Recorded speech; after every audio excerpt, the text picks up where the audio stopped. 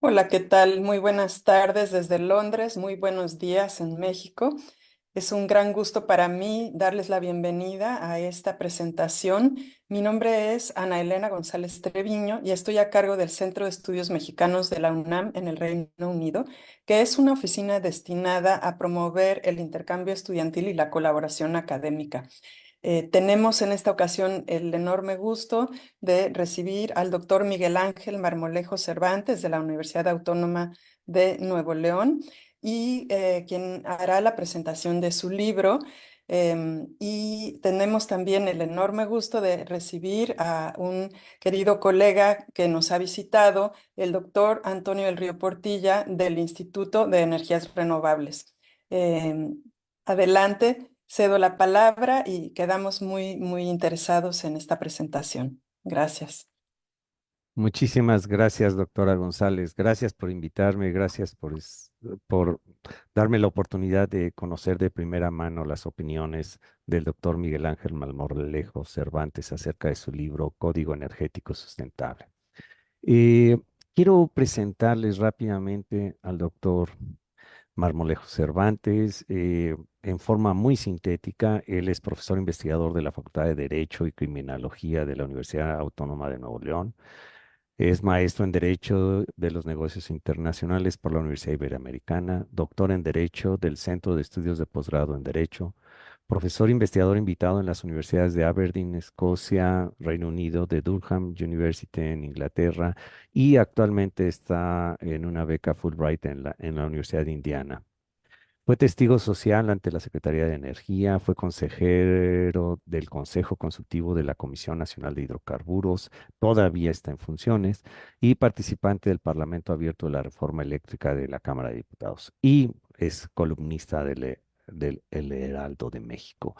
Quiero comentarles que la amplia labor que está desarrollando el doctor Marmolejo eh, la está vertiendo en uno de los temas cruciales que tenemos hoy en día en el mundo y en particular en nuestro país, es el problema de la energía. Él va a presentar el libro Código Energético Sustentable y quisiera rápidamente recordar a la audiencia que la brújula de la sustentabilidad es una forma didáctica para entender lo que es precisamente la sustentabilidad, que tenemos que considerar los aspectos naturales, los aspectos económicos, los aspectos sociales.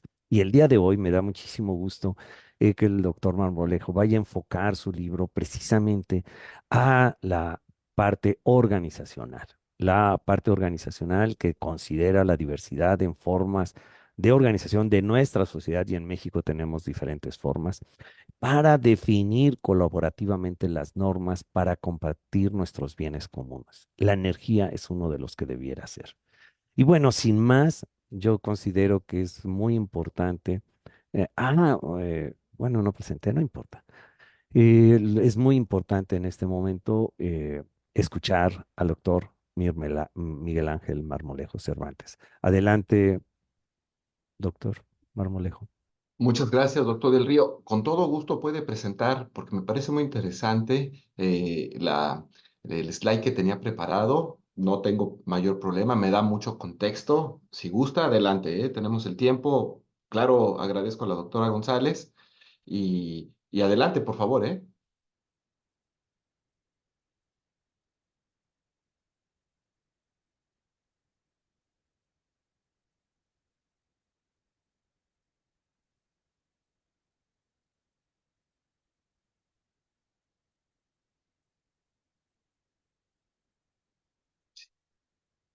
Muy bien, pues ese es. ¿Gusta explicar la brújula de la sustentabilidad?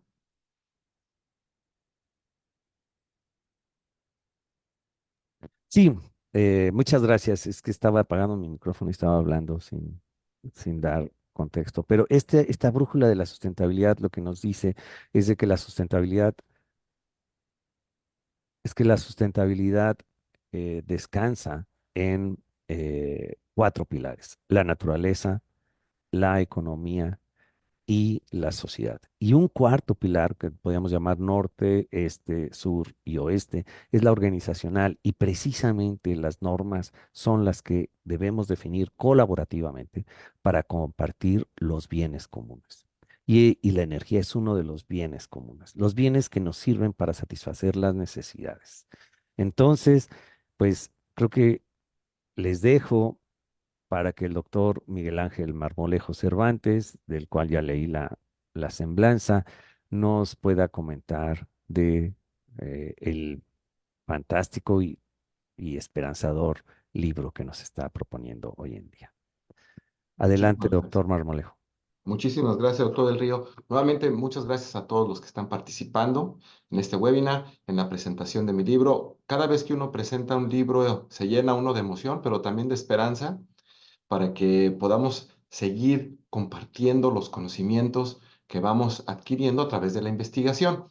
Permítanme compartir pantalla rápidamente para explicarles eh, dónde podemos encontrar el libro. El libro lo pueden encontrar en la editorial Porrúa, del cual estoy muy agradecido por todo el apoyo que he recibido de parte de ellos, en particular porque ha sido un proyecto que hemos estado construyendo. Comúnmente cuando uno escribe un libro, pues lo prepara y se publica, pero este libro es el resultado de 3 libros anteriores.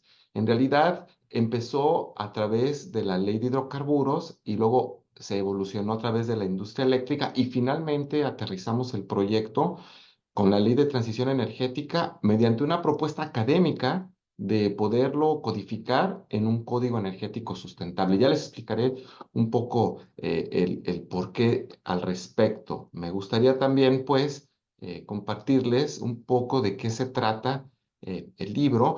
Ustedes pueden encontrar en un artículo que escribí al respecto, es público en el Heraldo de México, sobre el tema del contenido del Código Energético Sustentable y siempre será un honor, ¿verdad? Presentarlo. ¿Cuál es el método que utilicé? Bueno, el método es tratar de transformar los artículos de las leyes en preguntas.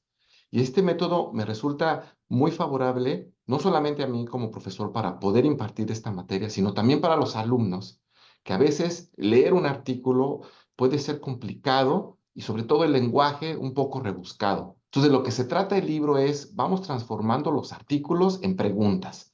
Y estas preguntas como tal te dan mucha idea sobre cuál sería la potencial respuesta. Estábamos discutiendo fuera del aire el doctor del Río y su servidor en decir, usted puede tomar el banco de preguntas que deriva del libro y ahora con la inteligencia artificial hacer las mismas preguntas y encontrará usted, claro, respuestas sin llegar a la alucinación, pero utilizar un sistema de inteligencia artificial responsable y moderado, mucha información al respecto. Es decir, la discusión puede seguir y seguir con una simple pregunta, ¿no? Entonces, bueno, pues así se utilizó la metodología. Lo que estoy tratando de decir es, vamos enfocándonos a un artículo constitucional que habla de la sustentabilidad. Para mí ese es el patrón común que tiene la ley de hidrocarburos, la ley de la industria eléctrica y la ley de transición energética, que ahí existe un artículo vigente, que es el artículo 25 constitucional, que dispone la rectoría económica de los recursos productivos debe ejercitarse de forma sustentable, ocupándose de su conservación y del medio ambiente, por supuesto. Entonces, la propuesta es que estas leyes federales pueden ser unificadas en un código. ¿Por qué? Es la pregunta, ¿no? La razón es que los hidrocarburos fungen como insumos básicos para la generación de la electricidad, que ahora deberá ser limpia y sustentable. Aquí voy a mostrarles la carátula del libro, porque podría ser controversial que la propia carátula tenga un pozo petrolero. Entonces, ahorita lo discutimos. Por tanto, resulta necesario decantarse de forma justa y progresiva, pero a una velocidad de crucero hacia fuentes renovables o a esquemas híbridos con mucha eficiencia energética. El límite solo que se justifique objetivamente, esto es importante técnicamente, ¿verdad? Por causas de viabilidad técnico, económica, social y ambiental. Entonces, en el mismo plano horizontal y siempre de carácter excepcional. ¿Para qué? Para tener en cuenta actividades de mitigación y adaptación respecto de los efectos del cambio climático y siempre promoviendo la acción sustentable. Tuve la tentación, les soy sincero, y les comparto de también incorporar la ley de cambio climático, y transformarlo en preguntas y respuestas. Solo que, bueno, ya saben, la editorial siempre dirá, tienes que ponerle un fin a esto, porque esto puede seguir y seguir. Lo que sí hice fue relacionar la General de Cambio Climático con las leyes de transición energética y en el libro podrán ver esa correlación importante. Entonces, claro que también el nombre del libro pudo haber sido Código de Energía Sustentable, ¿no? Pero al final se decidió y estoy contento que haya sido Código Energético Sustentable. Manda bien el mensaje a la audiencia. Bien, entonces, en el tema jurídico estrictamente, la técnica de estar recopilando es nuevamente, está resurgiendo en México. Tenemos, por ejemplo, el tema del Código Nacional de Procedimientos Civiles y Familiares, como también hubo una iniciativa del Código Nacional de Protección al Ambiente, ¿no? Un poco los argumentos detrás de esto es que hay, pues, lineamientos de claridad, coherencia, practicidad, relevancia, y luego esta dispersión no ayuda mucho en estos temas. ¿Y qué brinda? Pues certeza jurídica, a pesar de la necesidad de la idea preconcebida de que la compilación impide la especialización de la materia. Ese es un tema que tenemos que estar trabajando en irlo superando, puesto que pues se necesita de una ley para mejor disponer, ¿no? Entonces, no es tanto preciso que leyes especiales se requieran, sino el ejemplo claro es el Código Civil o el Código de Comercio. Entonces, una sana sistematización del conocimiento jurídico pues permite entender de forma holística pues, las interacciones entre las leyes, los reglamentos, las regulaciones, las políticas públicas, ¿verdad? Bien, eso sería mi primer acercamiento sobre el Código Energético Sustentable.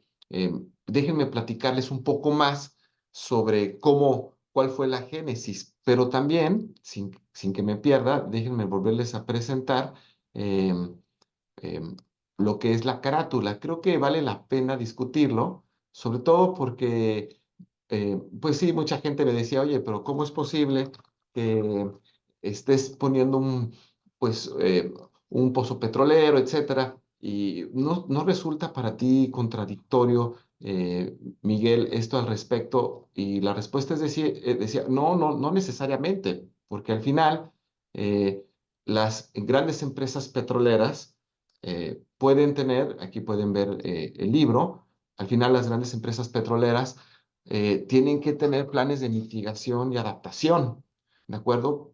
Y han participado también en lo que son las conferencias sobre cambio climático, recientemente en la COP28, están participando en la consulta consultiva ante la Corte Internacional de Justicia, cuál va a ser el papel, ¿no? Por ejemplo, la OPEC está participando activamente en esto, una consulta que se está haciendo.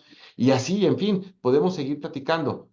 Obviamente, en lo que respecta a la Universidad de Durham, en la Escuela de Derecho de Durham, eh, en lo que es Inglaterra, eh, muchos de los alumnos sí me han dicho, a mí, profesor, nosotros nos interesaría más que se enfocara a los temas de energía renovable, incluyendo energía atómica, incluyendo irnos alejando de lo que son la energía fósil.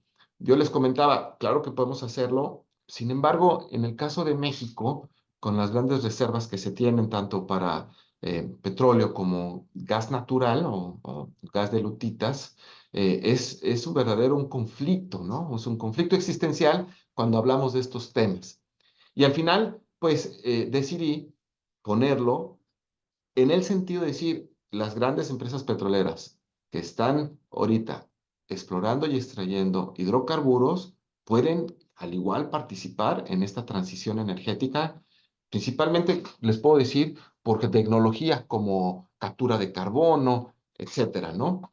Y podrán ver cómo se relaciona también. La carátula también ilustra mucho porque pueden ver lo que es economía circular, lo que son baterías, lo que es justicia energética, lo que es el cuidado del agua, lo que es la electricidad, lo que es la sostenibilidad financiera, lo que es los stakeholders, las comunidades indígenas, también el reciclable, la industria eólica y toda la relación que se tiene. Entonces, creo que da muy buena idea sobre cuál es el hilo conductor de este libro. Ahora bien, lo que yo recomiendo en la metodología del libro es empezar a leerlo, pero desde una perspectiva sobre el tema que más les guste. Si a usted le gusta la transición energética, empiece por la ley de transición energética. No, no necesariamente se tiene que ir de una ley a otra. Si a usted le gusta más el tema de los hidrocarburos, arranque con la ley de hidrocarburos. Si usted piensa que ya en el tema de hidrocarburos es suficiente lo que usted estudió, entonces regrese o vaya a la ley de la industria eléctrica. Y bueno, les comentaba que fue un libro que se fue construyendo progresivamente. El primer libro lo construimos antes de la pandemia del COVID-19. Y la verdad, solamente me enfoqué particularmente en transformar los artículos en pregunta. Después, como era el proyecto de investigación, y después del COVID, arrancamos, o durante el COVID, esto fue escrito durante el COVID, la ley de la industria eléctrica, arranco en decir, ¿saben qué? Es importante transformar el artículo de a una pregunta para tener mejor idea, pero yo creo que dada la riqueza de la regulación que le deriva de la ley, porque ustedes sabrán, tenemos la ley, primero tenemos 3 artículos constitucionales, luego tenemos 21 artículos transitorios, y luego tenemos la ley reglamentaria, nuevas leyes, 12 leyes modificadas, y luego tenemos una nueva ley que fue después la ley de transición energética. De ahí le derivan sendos o varios reglamentos. Después de los reglamentos nos vamos a la regulación, cambiamos la estructura de los órganos reguladores coordinados en materia energética, en particular la Comisión Nacional de Hidrocarburos, y luego después de la Comisión Reguladora de Energía, en donde van a poder producir regulación conforme a una teoría constitucional que se le denomina el Estado regulador, que aquí en el caso de Estados Unidos va muy relacionado con la teoría de Chevron Deference. Entonces, y a partir de eso, pues todavía más, ¿no? Normas oficiales mexicanas, disposiciones administrativas de carácter general, acuerdos de interpretación, formatos. Y esto es una materia muy viva que se va reformando de momento a momento. Claro, me comentaban, oye, Miguel, esto va a ser simplemente una película, ¿no? Vas a tratar de tomar una, una foto en el momento, en el espacio y en el tiempo.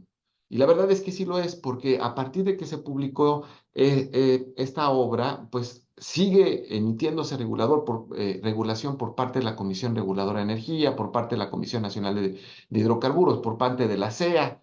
O sea que esta es una materia que de momento a momento se van ajustando. ¿Qué decirles que como parlamentario de la primera iniciativa de la reforma constitucional, pues entonces traíamos un nuevo modelo de organización, bien lo decía el doctor Del Río, esto es una nueva forma de organización industrial que sí tiene las hélices de ambiental, social y gobernanza, obviamente, y ahora podría decirles que hay una nueva intersección en la ley de mercado de valores. Estamos esperando, la expectativa, el artículo 9 bis de la reforma del año pasado de la ley de mercado de valores ya establece los criterios ASG o ESG, en donde la Secretaría de Hacienda y Crédito Público próximamente emitirá la regulación con la opinión de la Comisión Nacional Bancaria de Valores y la opinión del Banco de México para los participantes del mercado de valores, pues cumplan con estos reportes, ¿no?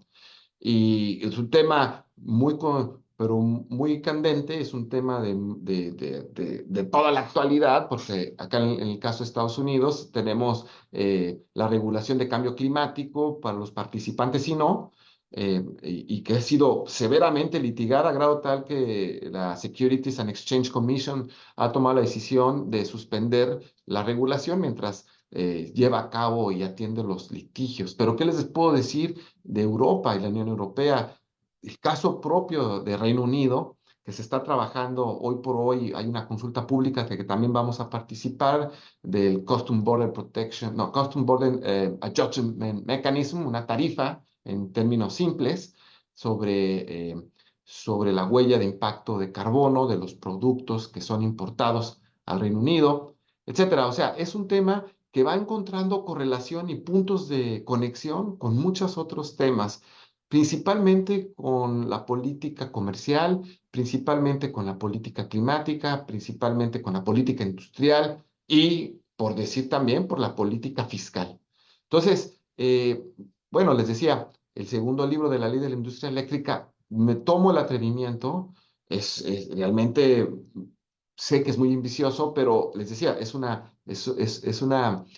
foto nada más, una fotografía en el tiempo y el espacio, y tomo la regulación más importante de cada artículo. Es decir, si usted lee el artículo, va a encontrar la respuesta a manera de una pregunta. Ya una vez que lee usted la respuesta, que es el texto de la ley, va a encontrar la regulación aplicable. Y aquí doy gracias al trabajo de Porrúa, donde me dicen, ¿sabes qué, Miguel? Yo había puesto links para que se pudiera usted seguir continuando con la lectura, pero ellos amablemente me sugirieron que pusiéramos QR. Entonces, usted puede tener la obra, ya sea digital o en papel, y puede utilizar su celular, tomarle una foto al QR y sigue y continúa la regulación al respecto. Es muy útil esto porque, claro, usted puede leer la regulación y va entendiendo todo el contexto que hay detrás de un artículo. Es decir, puede encontrar usted el reglamento, puede encontrar el considerando, puede encontrar la historia regulatoria, puede usted ubicarse. Luego de momento a momento me preguntan, oye, ¿dónde encuentro el artículo donde se puede hacer venta de un tercero a un usuario final? Es una actividad que no necesita regulación, no necesita permiso ante la Comisión Reguladora de Energía. Ah, bueno, pues está el artículo, pero está la regulación. Y la regulación fue básicamente un acuerdo interpretativo de un artículo. Acuerdo interpretativo que deriva de la teoría del Estado regulador y acuerdo que emite la Comisión Reguladora de Energía. Entonces, de manera tal que usted está ante una obra que es expansiva, claro, en el tiempo y en el espacio, y que yo les invito a que lo lean, que lo compartan, que se involucren en estos temas, porque son los temas realmente de vanguardia, son temas que les puedo poner otro ejemplo como la guerra comercial que se está librando ahorita entre Estados Unidos y China, en donde las visiones de sustentabilidad y transición energética y las velocidades, incluyendo Reino Unido, incluyendo la Unión Europea, son visiones diferentes, son visiones diferenciadas, es más, son visiones que con la regionalización que se está planteando ahora en un esfuerzo de desglobalización, pues lleva mucha discusión, hay conflictos, hay puntos de encuentro, pero también hay muchos puntos de desencuentro. Discutíamos fuera del aire, por ejemplo, el nuevo decreto que acaba de emitir el presidente López Obrador sobre pues, la ampliación de las tarifas arancelarias, a mi parecer con clara dedicatoria para China, y en propósito de alinear la política energética e industrial con los países de América del Norte, pero también tenemos conflictos internos en la zona de libre comercio entre México, Estados Unidos y Canadá, de manera tal que es un tema que les repito, de vanguardia. Y bueno, para no abusar del micrófono y dado que tenemos poco tiempo hablando de espacio y tiempo, pues yo dejaría abierto el micrófono para que podamos llevar a cabo este diálogo, discutirlo, platicarlo, pero ahí está la obra y la verdad es que doy muchas gracias por el espacio al Centro de Estudios de la UNAM de Reino Unido. Por fin lo logramos, fue mucha dedicatoria, mucha dedicación y estoy muy contento al respecto. Al doctor Del Río por su tiempo y a ustedes que están aquí involucrándose en estos temas que les comento, son de mucho interés y que no puede haber una política energética que no tenga puntos de conexión con el mundo. Al final del día, cambio climático afecta a todos y afecta por igual.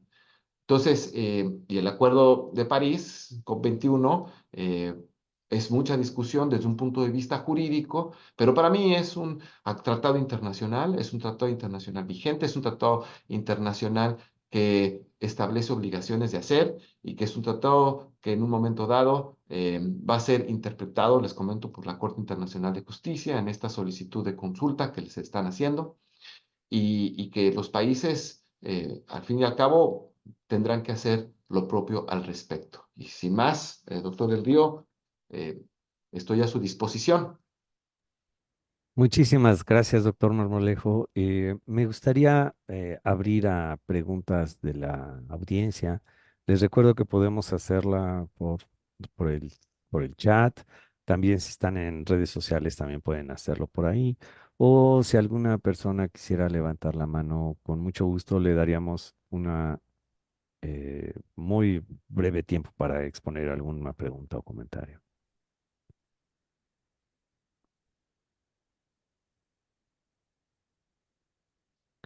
A ver, mientras hay preguntas, Miguel Ángel, porque yo estoy seguro que despertaste interés en la audiencia, pero a mí me gustaría que nos contaras cuál es la tesis donde se pueden argumentar que las leyes eh, previas se pueden poner en el código. ¿Cuál sería la guía? Como tú lo has dicho y es a través de la sustentabilidad, pero me gustaría si nos puedes abundar a lo largo del libro cómo guías la sustentabilidad, estas tres leyes, y qué le pedirías tú, por ejemplo, al principal actor energético actual en nuestro país, Pemex, para que realmente se pueda poner como dentro de la sustentabilidad. Claro, muchísimas gracias. El hilo conductor definitivamente es la sustentabilidad. Un poco la cadena es, en medio está la electricidad y cada vez ahora las ciudades y los países estamos en el camino de la electrificación. Entonces, en el tema de la electrificación, ¿no? Simplemente basta con tener el ejemplo de los servidores, ¿no? Antes eran tener iluminadas las ciudades. Ahora es que la nube esté 24 horas prendida. Y no me refiero a las nubes como tal, sino las nubes, ¿no? Digitales. Y estas cadenas de blockchain y economía digital, ¿no? Que tienen un consumo eléctrico pues bárbaro, por decirlo de una forma. Entonces, cómo llevar a la sustentabilidad? Yo creo que dos puntos importantes. Primero, hay que ir enfocándonos a la tecnología que pueda ser implementada en el punto de hidrocarburos. Captura de carbono es un tema, ¿no? Prácticas de eficiencia es otro. Algo que ha sido muy discutido en las dos reformas de iniciativa constitucional después de la reforma del presidente Peña Nieto y ahora con las dos iniciativas de reforma constitucional del presidente López Obrador son las mejores prácticas internacionales. En los dos proyectos se ha tratado de eliminar eso. Yo considero que debemos de continuar con las mejores prácticas internacionales porque son prácticas que ya se pusieron a prueba, son prácticas que pueden dar resultados tangibles, concretos, reales, inmediatos, ¿de acuerdo? Y entonces, eso sería por el lado de hidrocarburos. Por el lado de la electricidad es todo un tema lo que está pasando. Es una revolución realmente que les exhorto a que se pongan a estudiarla. El modelo de negocio de Tesla. Imagínense ustedes que el modelo de negocio de Tesla tiene varias implicaciones jurídicas. Tesla dijo, y yo pensaba que esto era mito, hasta que un alumno del doctorado aquí en la Universidad de Indiana me dice, no, profesor, no es mito, es totalmente realidad. O sea, Tesla decidió, al entrar a construir su Gigafactory en China, entregar las patentes para que se desarrollara la industria de vehículos eléctricos con patentes abiertas. Entonces, esa decisión de poner libre, que sería un tema de propiedad industrial, que nos podríamos llevar todo un tema aquí, porque hay mucha discusión entre si la propiedad industrial juega un papel o no en la transición energética. Sí lo juega, porque pues no puedes utilizar tecnología si no la pagas. Y si no tienes el dinero, no tienes acceso, no arrancas la transición energética. Pero lo que decidió él fue, la innovación se va a cuidar a través de secretos industriales. No vamos a poder como una medida real de mitigación y adaptación de cambio climático si las patentes como tal no las ponemos a disposición. Un poco el tema de lo que pasó con las vacunas, ¿verdad? Que tuvo trabajando Naciones Unidas. Entonces, aquí el tema sería muy importante en decir, bueno, está el tema de modelo. Este modelo que propone Tesla no solamente es de vender vehículos eléctricos, sino ya está en segunda generación, tercera generación, vehículos autónomos, vehículos que transfieren datos, vehículos que tenemos que proteger la privacidad, vehículos que tenemos que superar el tema de que si no es o no una amenaza a la seguridad nacional. Pero hay otro tema de modelo de negocio de Tesla, que Tesla vende electricidad, que Tesla está queriendo participar en el mercado eléctrico mayorista, que Tesla está proponiendo baterías para evitar la intermitencia de las energías solares, que Tesla vende paneles solares, que Tesla vende tecnología, vende electricidad, vende baterías de alto consumo, quiere jugar como agregador. Entonces, esto en la ley de la industria eléctrica son modelos que se lleva de lo que digo micro a macro, se está llevando, es posible llevarse, basta, por ahí hay una opinión de la Comisión Reguladora de Energía que cito en el libro, que ustedes pueden ahondar, en donde dice, en su momento decía el órgano de gobierno de que las baterías no es una actividad regulada por la ley de la industria eléctrica, por lo tanto la Comisión Reguladora de Energía no necesita emitir regulación y por tanto cualquiera puede tener sus propias baterías de backup o para almacenamiento cuando su consumo, ¿verdad? Es menor a su generación. Entonces, esto permite nuevos esquemas, ¿no? Esquemas colectivos, etcétera. Y para mí un punto importante, nomás por decir el tema de electrificación, ¿no? Podemos pasar a economía digital, etcétera. Y la ley de transición energética nos quedamos cortos. En la ley de transición energética es solamente el sector electricidad, pero esa ley, ¿verdad? Ahí hablo de forma negativa o una omisión es por qué la ley de transición energética no puso actividades para la ley de hidrocarburos. Esa es la gran interrogante, ese es el gran vacío, decir, bueno, si hubiéramos tenido una ley de transición energética, la ley, el modelo de modelos es la ley de transición energética francesa. Ahí uno pone agricultura, ganadería, todos los sectores industriales, ¿verdad? De alto consumo. Entonces, no, aquí la de nosotros solamente se limitó a la industria eléctrica y para la siguiente administración el reto sería, pues, abarcarlo a todas las áreas económicas, ¿verdad? Muy bien, muchas gracias, eh, Miguel Ángel. Ahora, me gustaría compartirte la pregunta de Edgar Allan Guzmán. Sí, Eh, él se enfoca en la parte didáctica de tu libro muchísimas y gracias. entonces nos pregunta, bueno, te pregunta, ¿por qué escoger la explicación de una ley basada en las preguntas y respuestas y no la típica ley comentada? ¿Por qué escogiste una forma y no la otra? Creo que es una pregunta muy interesante desde el Muy aspecto interesante. didáctico. Adelante, por Yo le favor, agradezco doctor. mucho la pregunta a Edgar Allan Guzmán. Fíjese que este es un tema que está corriendo. Imagínese usted que está tratando de atrapar una liebre.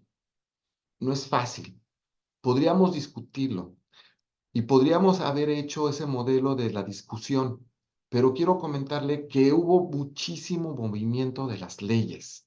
Si uno empezaba a discutir y elaborar y describir, ya estábamos en una reforma, ya estábamos en la decisión de la Suprema Corte, ya estábamos en una nueva iniciativa, ya estábamos en la reforma de la ley de la industria eléctrica, ya estábamos en un panel de consulta que abrió Estados Unidos y Canadá, ya estábamos en la nueva iniciativa, ya estábamos en el Parlamento, de manera tal que ha sido muy dinámica la discusión de una reforma a, digamos, de dos formas distintas de ver a la energía desde las administraciones, de dos administraciones.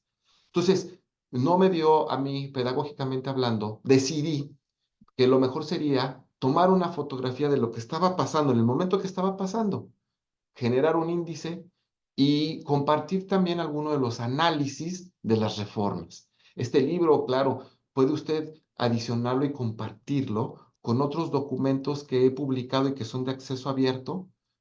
El tema es que no los podía incorporar todo en un libro. La verdad es que las editoriales te piden que seas concreto, preciso, y uno quisiera aportar lo más que se pueda en el libro, pero no es posible. Entonces, las respuestas son dos. En concreto, una, que mucha de mi investigación está publicada en otros journals, la cual usted puede ingresar para darle contexto en ese sentido. La otra es que es una materia que es demasiado controversial para ambas administraciones, la anterior y la presente y la que viene, ¿verdad? Y en el sentido de que usted podrá ir analizando esas razones porque hay litigios que están en tránsito y que se están resolviendo y que, por darle un ejemplo, la resolución de los amparos a la ley de la industria eléctrica a la fecha no ha sido publicada, no ha sido engrosada, no está pública, no sabemos qué fue la decisión de inconstitucionalidad, pero tenemos una acción de inconstitucionalidad. La consulta que propuso Estados Unidos a México, porque es contraria a su política energética conforme a lo que se negoció en el TEMEC,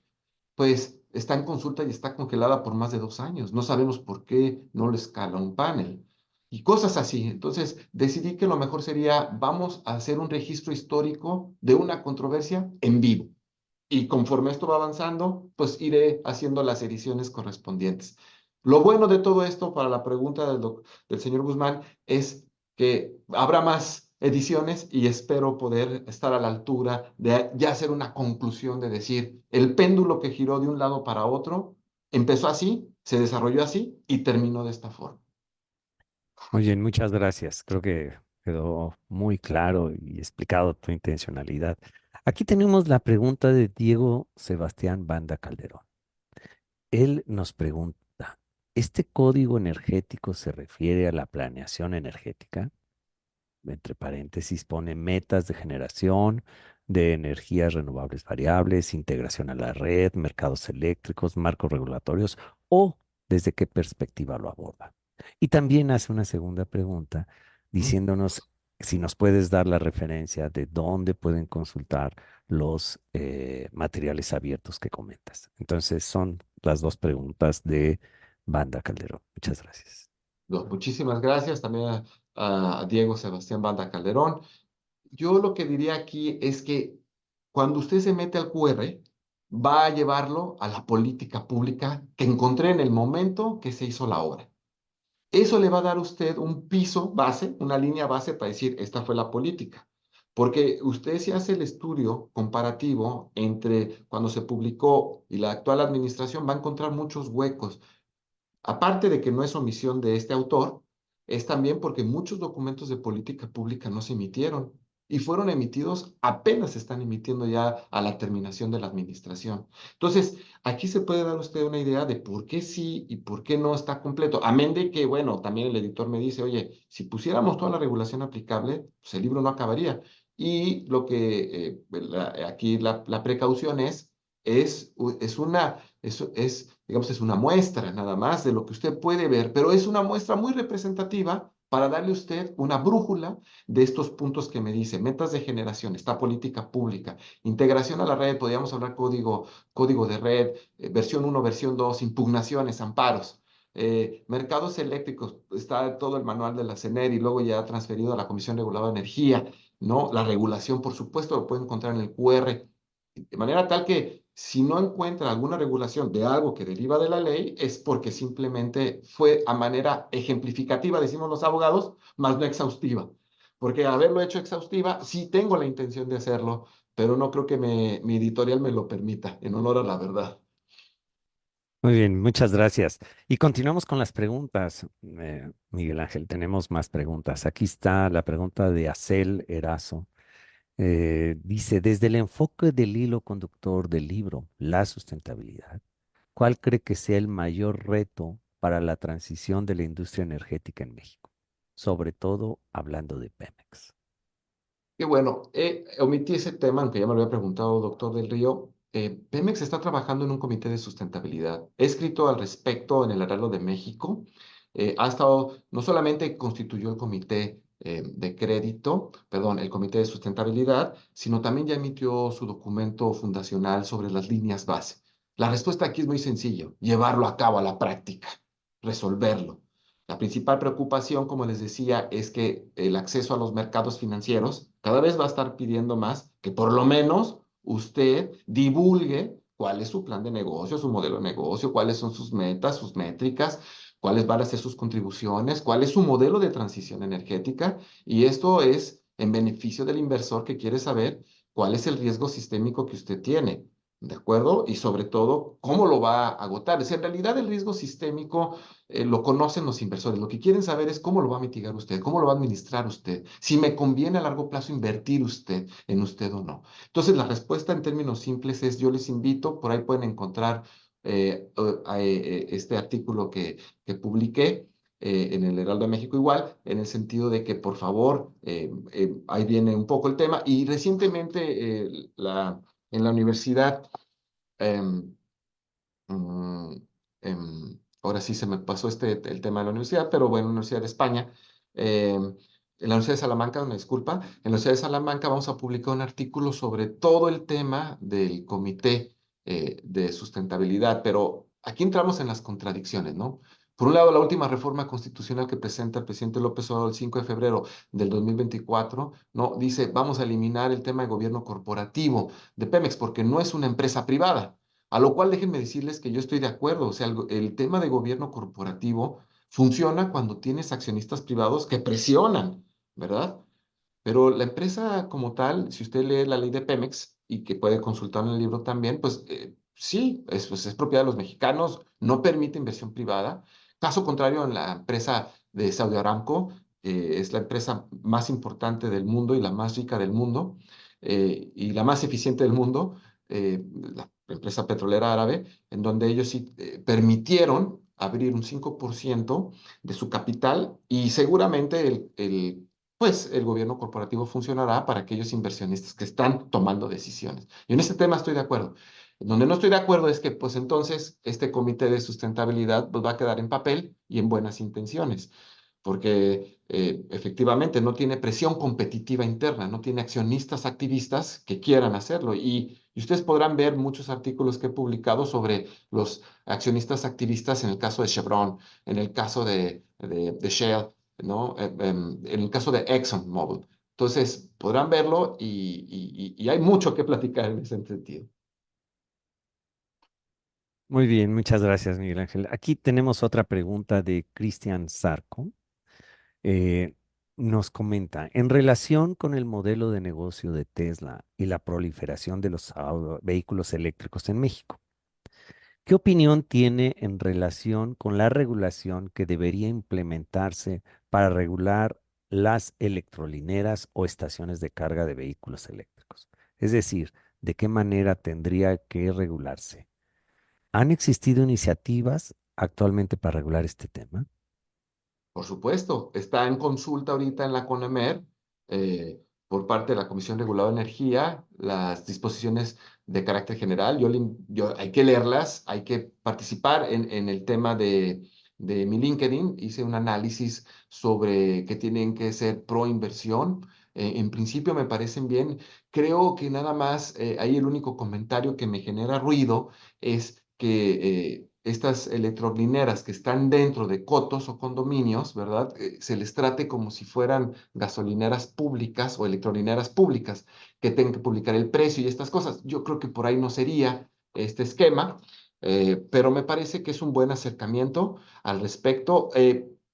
No tengo la claridad de que promueva esquemas de centralización, doctor Del Río, porque aquí el tema de temas es, ¿seguimos con un esquema centralizado o pasamos a un esquema de descentralización? Aunque sí lo dicen los considerandos de esta propuesta de la Comisión Reguladora de Energía de proconsumidores, pero yo creo que las tensiones que tiene el sistema eléctrico nacional obedecen en gran parte a la gran carga que trae el sistema eléctrico nacional, ¿verdad? La saturación de nodos que una de las soluciones justamente que propone Tesla es poner el tema de baterías como backup para reducir la congestión y poder, vean recientemente California, ¿no? Trae precios negativos y pues, trae un exceso de generación. O sea, también los extremos son malos, ¿me entienden? O sea, bueno, malos en el sentido de que económicamente no hace racionalidad, ¿no?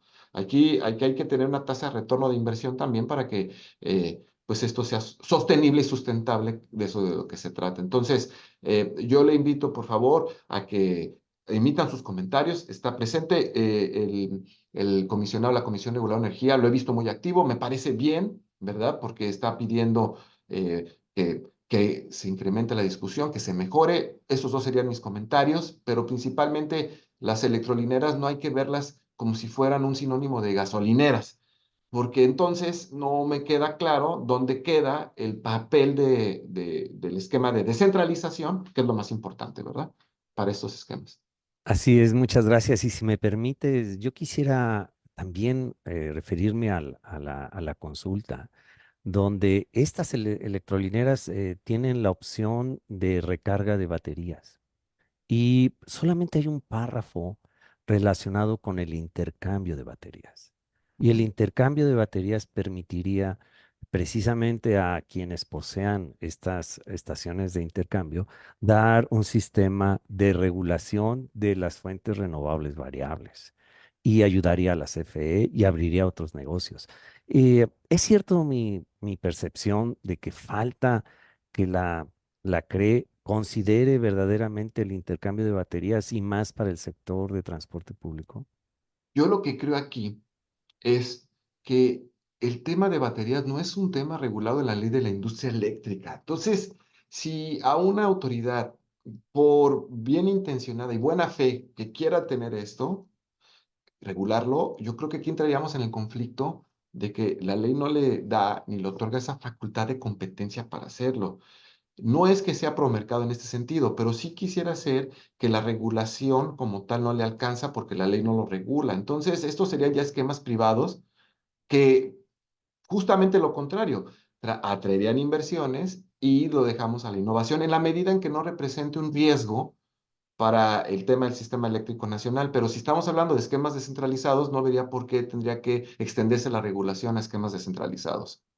Ok, entonces esta extensión que hace la CRE de decir que los sistemas de baterías son un sistema de generación estaría fuera de la ley, es lo que nos estás diciendo, Miguel Ángel. Para, yo lo vería así en principio, un poco porque no le alcanza la competencia. Y para muestra un botón, no porque esté haciendo promoción a mi libro, pero sí es uno de los primeros QR que van a encontrar ustedes el acuerdo y que fue muy controversial en su momento, donde la Secretaría de Energía pidió no publicarse, ¿no? Y uno podrá decir, bueno, entonces no entró en vigor, de acuerdo, les comparto ese criterio, pero el criterio, la ratio que hay detrás de ese acuerdo de la CRE es perfecta y puede ser pues materia de impugnación en cualquier tribunal especializado al respecto. Entonces, yo creo que hay que dar espacio a la innovación en la medida en que no pongamos en riesgo los criterios de estabilidad, riesgo, ¿no? Intermitencia, todo este rollo, ¿no? Lo que es el tema de la política que sea segura, etcétera, ¿no? En la medida en que no se genere un riesgo, que va a estar las normas oficiales mexicanas de instalación, no vería por qué. Porque esto, por ejemplo, este tipo de modelos de negocio son también para taxis, ¿no? El famoso switching batteries. Y si uno hace el estudio de mitigación de huella de carbono, pues sí representa una medida concreta de mitigación y adaptación. Pero bueno, pues estamos en esta inseguridad jurídica que yo le he llamado, ¿no? Para no politizar el tema, porque si algo yo he tratado de hablar en estos temas es no a la politización y sí a la desradicalización del tema para enfocarnos a los temas técnicos y académicos que yo creo que tenemos mucho que aportar. Sí, estupendo. Coincido contigo de que esto puede ser politizado y a mí me gustaría ver leyes y acuerdos que fomentaran la descentralización de la energía también. Pero bueno, aquí tenemos otra pregunta de Edgar Alan Guzmán otra vez. Dice, agradezco se me permita hacer esta otra pregunta. Y es, desde su perspectiva y conocimiento, los hidrocarburos, en específico el petróleo, es un recurso que está pronto a acabarse. Pronto dejará de usarse como se ha planteado para dar pie al uso pleno de la electricidad en un futuro cercano. Tenemos petróleo y sus usos para rato. Saludos, es lo que está comentando él. Bueno, muchísimas Entonces, ¿algún gracias. comentario? Sí, nuevamente, hay un estudio muy interesante de la Comisión Nacional de Hidrocarburos. Y estas discusiones que tenemos en el Consejo Consultivo ilustran mucho. Yo le recomendaría, más allá de mi personal opinión, es, por ejemplo, leer este reporte de integración para gas natural, ¿no?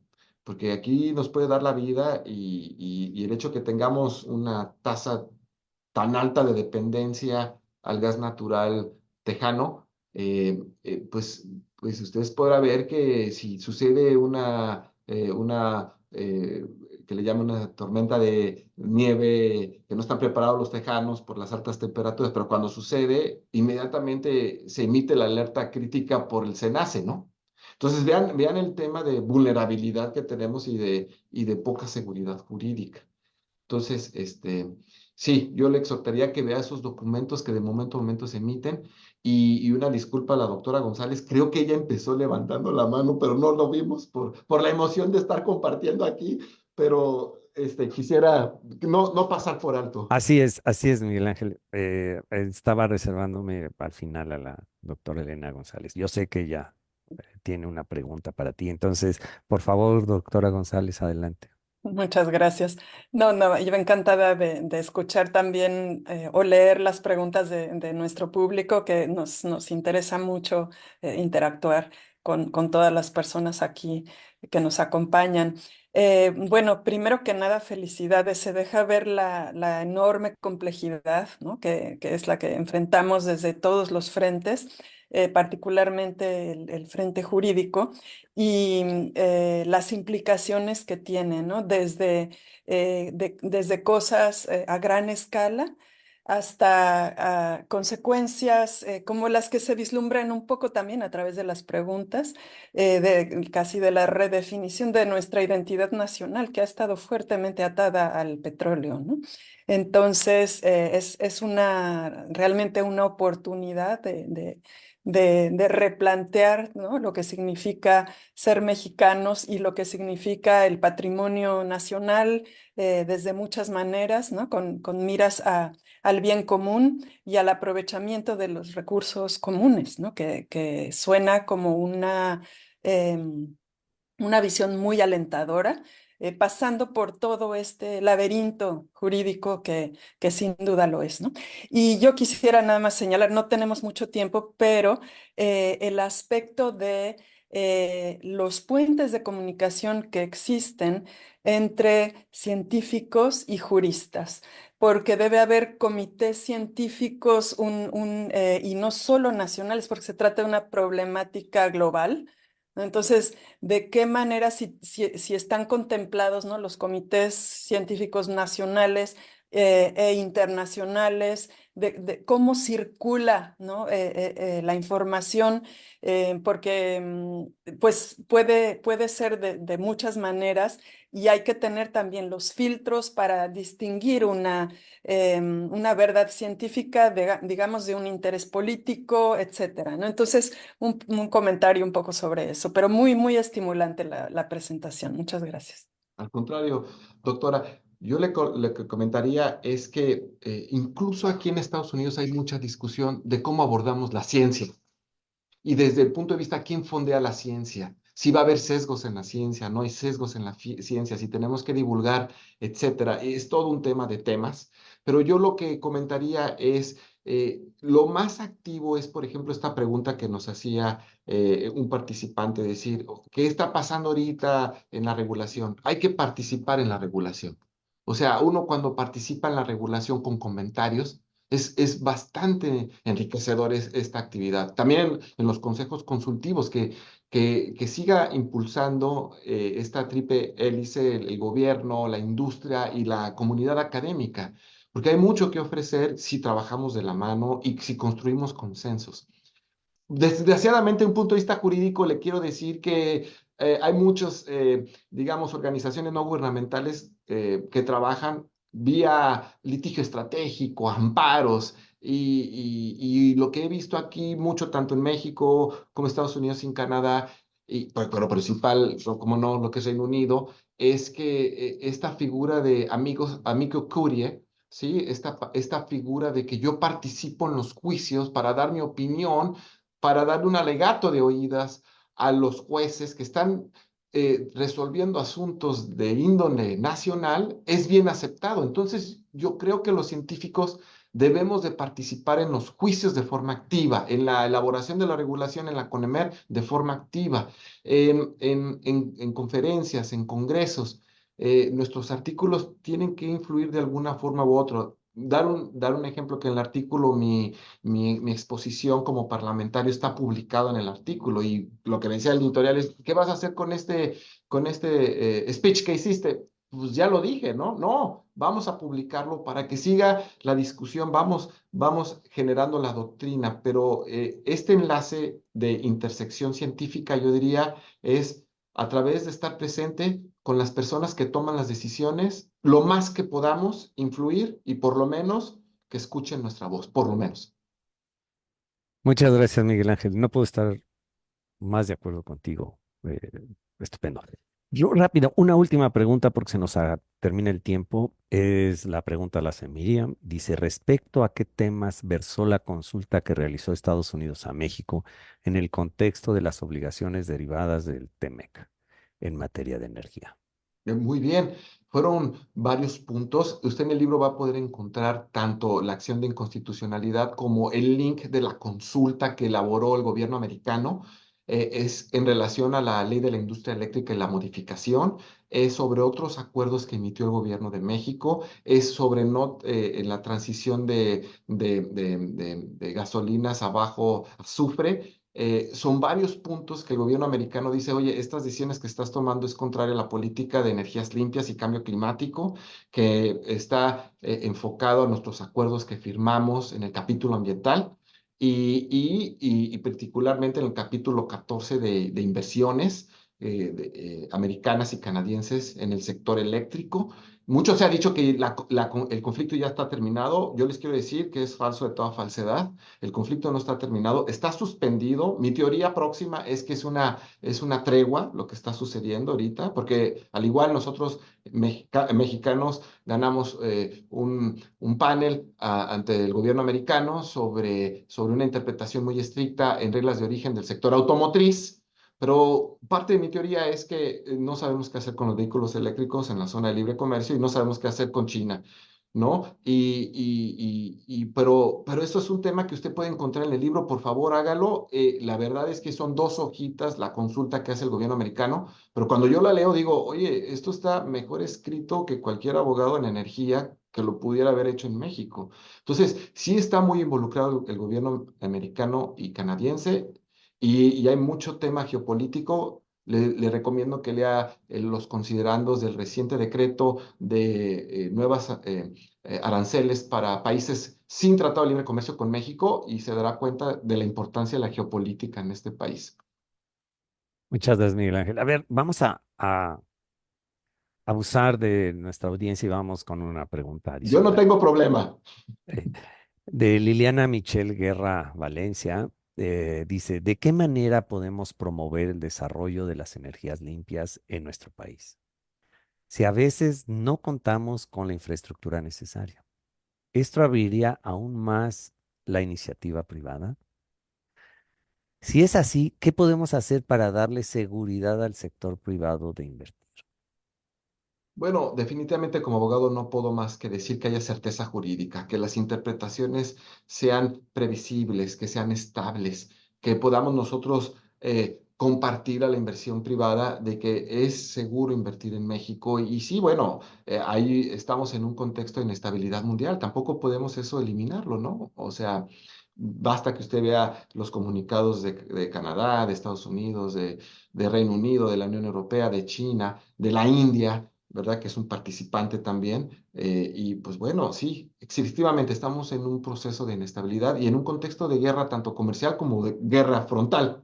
Entonces, esos factores geopolíticos, pues sí, es un tema. Lo que yo diría en el caso mexicano es, lejos de que tanto litigio generara el efecto de no seguir invirtiendo, ha pasado lo contrario, ¿eh?